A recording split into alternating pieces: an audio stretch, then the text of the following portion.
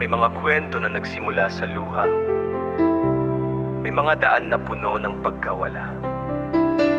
Pero sa kamay ng Diyos, ang wakas ay maaaring maging simula.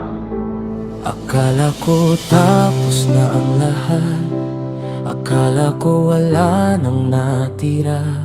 Pero sa gitna ng aking kahapon, may binubuong himala. Ang mga luha na aking dala ay hindi pala walang saysay.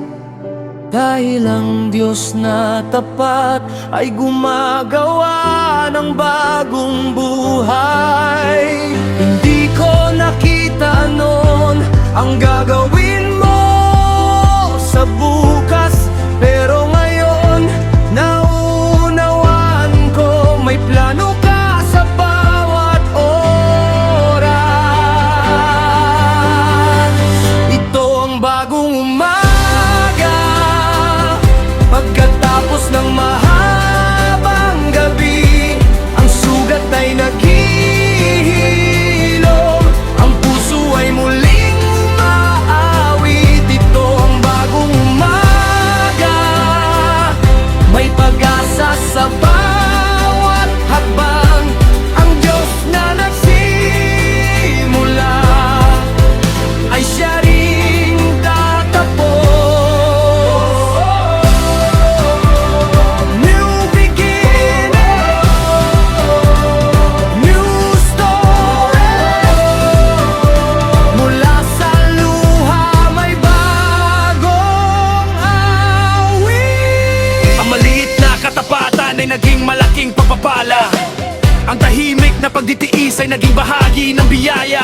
Hindi man agad nakita ang bunga ng bawat pagsunod, pero ang kamay ng Diyos ay kumikilos ng lubos. Can God restore? Yes. Can hope return? Yes. Can God restore? Yes. Can hope return? Yes. Can God restore? Yes. Can hope return? Yes. Can hope return? Yes. Before this story was broken, I thought my dreams were gone, but grace was writing a chapter I couldn't see all along. Every tear had a purpose, every step had a reason, because God can turn along into a brand new season. Kapag ako'y nawawalan, turuan mo akong umasa. Kapag ang daan ay mahaba, tulungan mo akong magtiwala. Dahil ang huling pahina ay ikaw ang nagsusulat, at ang bawat kwento ay nasa iyong kamay. Bagong umaga, bagong simula na buhay. Ang luha ng kahapon ay nahinawit ng taglay. Bagong umaga, ang pag-asa ay nabuhay. Dahil ang tapat na Diyos ay hindi nagbabago. Bagong umaga, bagong simula ng buhay.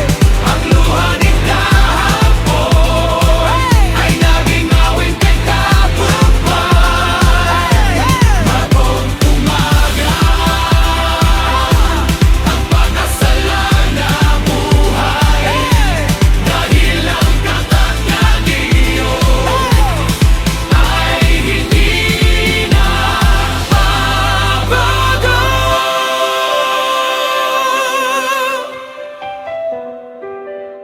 New hope, new life,